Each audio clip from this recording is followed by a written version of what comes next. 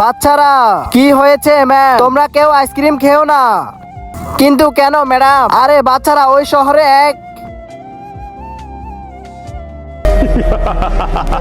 তুমি আইসক্রিম খেয়েছো তাই না? এখন তোমাকে আইসক্রিম বানিয়ে দিব।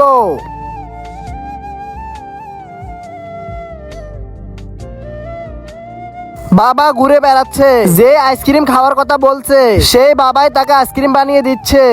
কি বলছেন ম্যাডাম? হ্যাঁ বাচ্চারা, আজকে যখন আমি আসছিলাম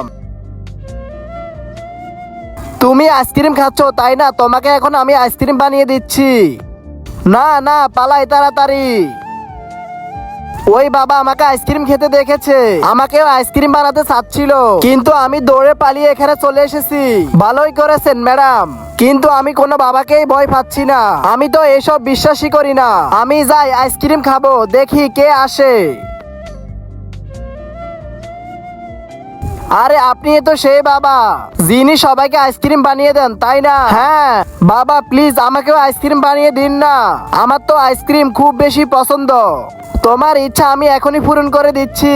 তার আগে আজকে দেখবো তুমি কি এই মন্দিরের ঘরটিকে ভালোবাসো নাকি আল্লাহর এই ঘরটিকে। যদি আল্লাহর এই ঘরটিকে মন থেকে ভালোবেসে থাকো তাহলে এই ভিডিওতে লাইক করে চ্যানেলটিকে সাবস্ক্রাইব করে দাও। আর যদি এই মন্দিরের ঘরটিকে ভালোবাসো তাহলে লাইক সাবস্ক্রাইব করতে হবে না, আর কমেন্টে লিখে দাও আই লাভ আল্লাহ।